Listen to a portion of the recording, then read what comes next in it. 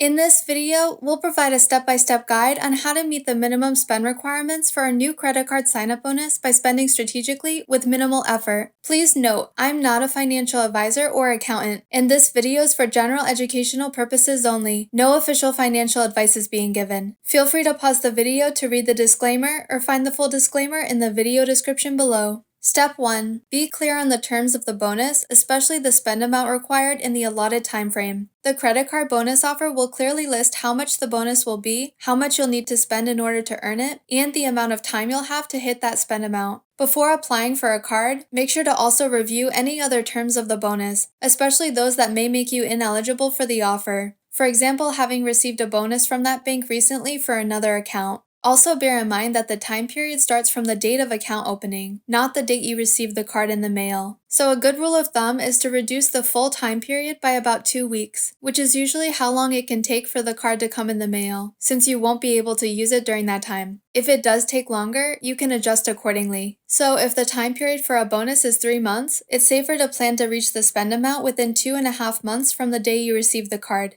Step 2. Figure out your expected miscellaneous purchases from when you'd receive your card until the bonus time period ends, and estimate how much each purchase will be. The key here is to try to complete most, if not all, of your spend in categories that you can't earn higher cash back or more points on with your other credit cards. Basically, you're using this new card as your temporary catch-all card until you spend enough to trigger the bonus. You'll want to avoid making purchases you wouldn't normally make just for the sake of hitting the bonus though. The purchases should all be necessary for your everyday life. Of course, if there's something out of the ordinary that you've been planning on buying anyway, you can certainly use the card to hit the bonus, but you shouldn't be spending just to spend. On that note, if you do have a large purchase coming up and you've been eyeing a credit card with a nice bonus offer for some time, you can actually schedule applying for the new card a few weeks before you'll be making that purchase, so you can apply the purchase to your minimum spend for the bonus. Just keep in mind if you're buying an expensive item, whether it's for yourself, for your home, or for a birthday or a holiday gift for someone else, and you later need to return it, that amount would no longer qualify for the minimum spend of the bonus. So your bonus is likely to be revoked if you haven't hit the spend amount with other purchases. Many bonuses will have a 3-month window, while some may give you up to 6 months, so it just depends on the offer. Let's take a look at a few of the easiest ways to reach the spend requirements for a bonus without giving up extra cashback or points from your main spend categories.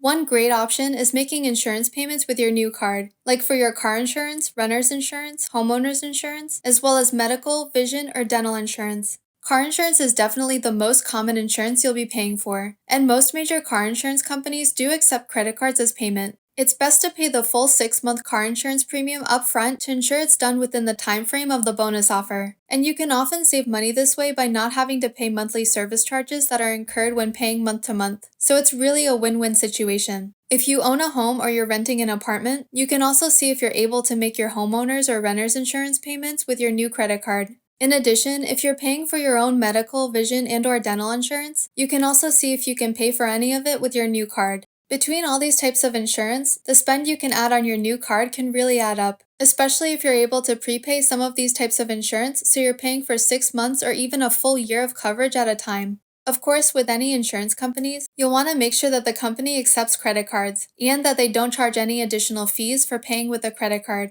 This may also go without saying, but if you're prepaying for large expenses like insurance, you'll want to make sure you have enough money in your bank account to pay your card off so you don't pay interest. If you do have a 0% intro APR for a period of time for any new purchases with your new card, say for your first 12 months from account opening, then you can just split up those purchases into smaller monthly payments to your credit card over the course of that time, as long as you're paying at least the minimum payment every month. You can also use your new card for any home utilities you pay, like water, gas, waste, trash, and electric bills for example, as well as your internet, cable, and phone bills if you pay them yourself. Of course, you'll want to confirm that each company allows you to pay your bills with a credit card and that you won't be charged an additional fee for using a credit card. If you're having trouble hitting your minimum spend and you've got a 0% intro APR offer for your new card for at least 12 months, you can contact each company to see if you're able to prepay your bill up to a certain amount of money or for a set number of months at a time, like 3 or 6 months, or even a year if you have a really high spend threshold to hit for the bonus. Again, with the 0% APR, you can split your payments up by just dividing the full amount into monthly payments, which you'd normally be paying anyway, and then you can pay that amount every month, so that by the last month, you'll have paid off the full amount.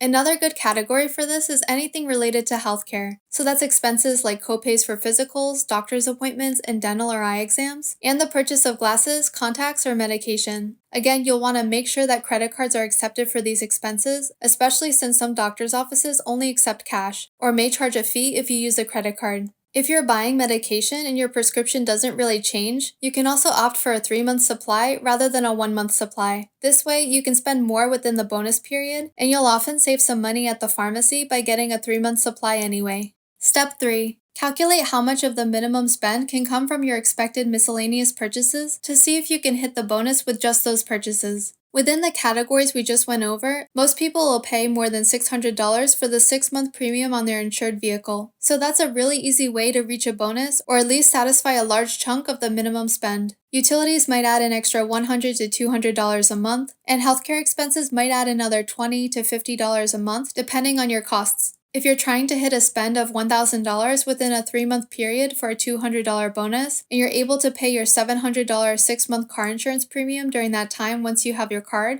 plus you're able to spend another $200 from your utilities without incurring additional fees, and another $50 on healthcare expenses within that time frame, that brings you up to $950.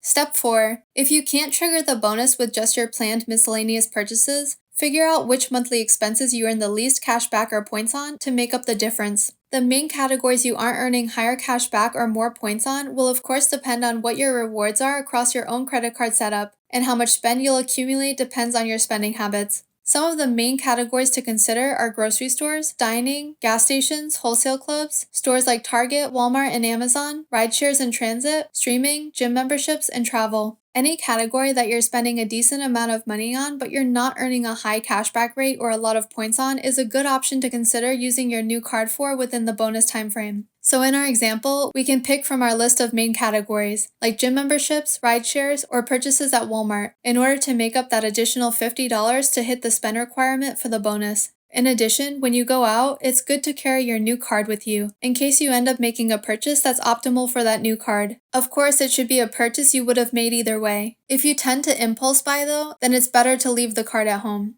Although categories like groceries, dining, and gas will usually earn great credit card rewards, there's nothing wrong with dipping into these main categories if you're struggling to hit a pretty high spend amount, as these categories can easily add a few $100s a month to your spend. Now, there are quite a few bonus offers right now that are super easy to hit for great no annual fee credit cards with solid cashback rewards. Out of these easy credit card bonuses, I'd say the top offers right now are from Discover and Chase. With the Discover It cashback credit card, you can earn a $100 bonus if you sign up using a referral link showing the bonus, and you use your new card to make a purchase within your first 3 months of having the account. So there isn't even a specific spend amount you need to hit. Bear in mind they're not advertising this offer on their main site. You'll only see it if you use a referral link. I put my link in the description if you'd like to use it. So you'll be eligible for the extra $100 bonus, plus you'll be helping to support this channel as well by using my link. On top of this offer, Discover also has an unlimited cashback match offer. So they'll match all the cashback you earn at the end of your first year with the card. So if you earn $150 in cashback during that first year, they'll give you an extra $150 on top of that. So right now you can stack both of these offers by using a referral link to apply. You can learn more about the Discover It card here.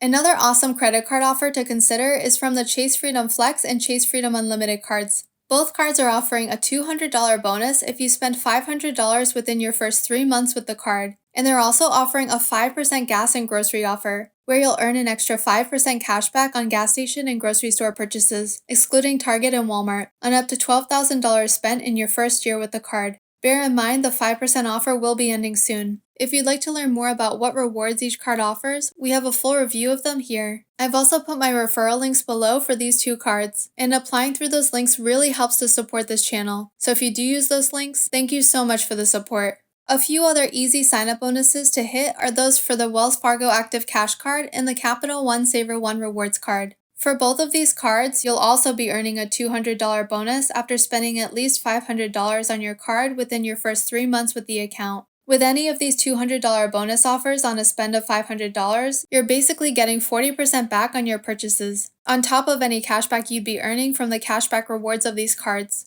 Since most people can easily spend more than $500 for a 6-month car insurance premium, using one of these cards to pay for your car insurance is a super easy way to earn a decent welcome bonus and add a solid cashback credit card to your current lineup without sacrificing any cashback rewards or points in other categories. Let me know in the comments, what are your favorite ways to hit the minimum spend for a credit card bonus? Also, what card's next on your wish list, especially for the sign up bonus? If you liked this video, you may be interested in this next video, where we give a full review of the Chase Freedom Flex and Chase Freedom Unlimited cards we mentioned earlier. You can also learn more about the Discover It card here. If this video was helpful to you, it'd be a huge help if you could click like and subscribe if you haven't yet. It really helps our videos reach more people to help them save money, and it's completely free. If you want to be notified when we post new videos, be sure to click the notification bell as well. Thanks for watching and see you next time.